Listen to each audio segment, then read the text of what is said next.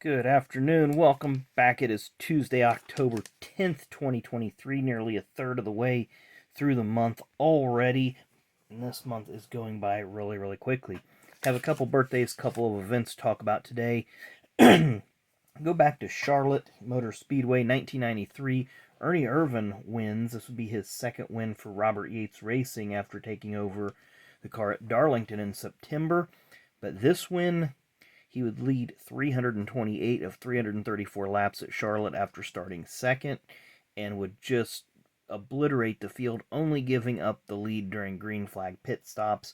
So this was a statement win for Ernie and the 28 team. Then on this day in 2004, Joe Nemechek wins his final Cup Series race at Kansas. The day before he won the final Busch race of his career. This would be the fourth and final win of his Cup career, driving the 0-1 U.S. Army car for MB2 Motorsports. And I thought that was a good pairing, Joe Nemechek and the MB2 car, the 0-1. I thought they had a pretty good run together for a couple years there. So now we're going to go to our birthdays. Excuse me. Born on this date, 1977. I thought I had a card of this guy, Indy 500 driver Roger Yasukawa. I thought I had a couple cards of him, but I do not. But he made a few starts and was kind of a just your average IndyCar driver. Didn't do anything great, but didn't do anything horrible either. He just kind of went out there, ran his races, and had a brief career. Our second birthday, born on this date in 1988. Current spotter for Joey Logano, Coleman Pressley.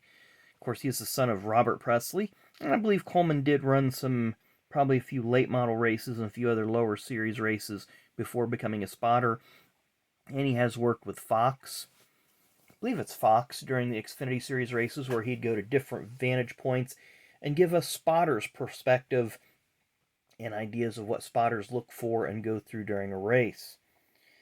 Born on this date in 1923, but sadly passed away in 2021, the longtime voice of F1, Mr. Murray Walker.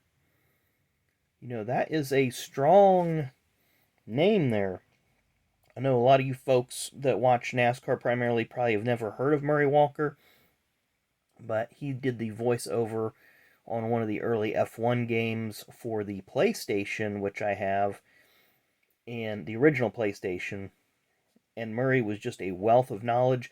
If you guys are familiar with Donald Davidson of the Indianapolis Motor Speedway, he's kind of like F1's Donald Davidson. He just has this wealth of knowledge and just the voice, and everybody knows Murray Walker's voice.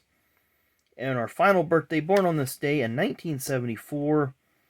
I don't know if any of you guys have heard of this guy or not. Sure you have. Multiple-time most popular driver in NASCAR, current NBC analyst, and two-time Xfinity Series, then Busch Series champ, Dale Earnhardt Jr. I didn't go through my cards as thorough with Dale Jr. because I've literally got behind me a super shoebox full with cards stacked on top, plus multiple other stacks sitting throughout the room. So I was just like, I'm just going to kind of rummage through a couple rows real quick and pick out cards that I really like. We all know his career. He started, running late models in the early 90s, mid-90s. Came to the Busch Series, made his first start in 96 or 7. Moved full-time in 98. Won a couple titles, moved to Cup in 2000. And then had a pretty good career. So these are just some cool cards that I like. We got a 99 Press Pass base. This is probably 99 max, maybe 2000 max. Yeah, 99 max. Insert set. What insert is that? Racing Images. Then we have a Press Pass Stealth.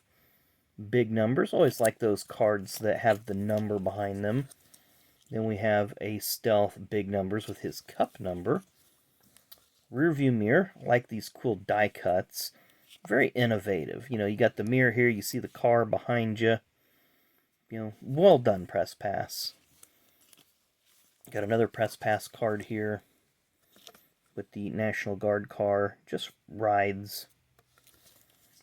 Top tier, like this one. I always like this design. You got the headshot and you got the car in front of them. Donruss logo on there. Yep. Panini Prism did it right with this Blowing Smoke series. Really like that. Very creative. We've seen this one recently. I think that's a nice looking card. Then I was going through them and I was like, why do I have a base Wheels American Thunder card in a top load?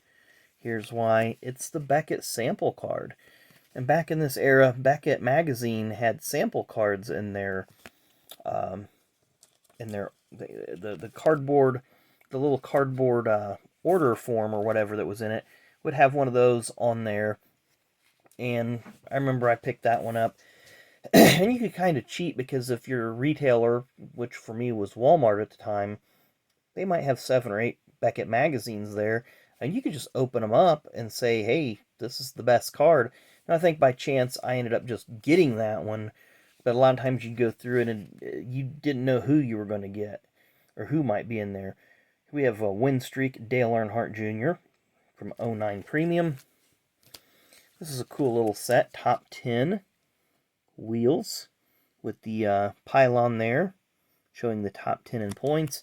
And then I like that they took the 10 races for that driver and broke it down for you, where they started, where they finished, where they were in the points position, and where they were relative to the points leader at the time. So well done, Press Pass. This is a cool one after his first Busch Series win at Texas in 98. That this is it's a 98 still, so that'd be his first Busch win at Texas. And it is the checklist and the red parallel. And then we have an Octane. I believe this card is also in a die cut form where it's kind of cut out around the engine and the card. But again, a lot of creativity for Press Pass back in the day. So anyway, that is birthdays and events for today. Thanks again, as always, for watching. Really, really do appreciate it. Put the lid back on this junior box, and we're going to call it a day.